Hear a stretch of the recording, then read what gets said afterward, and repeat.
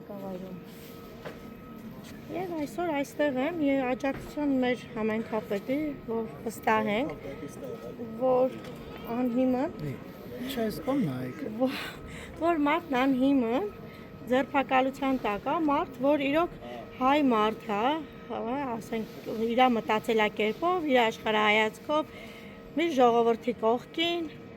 եկեղեցու կողքին, մենք իրանից ոչ մի վատ բան չենք տեսել,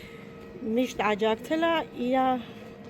աշխատանքի արդյունքը մենք տեսել ենք ու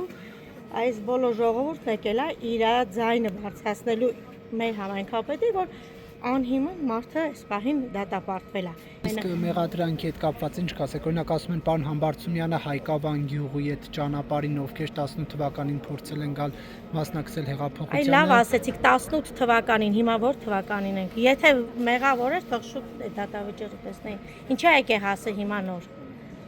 18 թիվ։ 7 տարի Հա,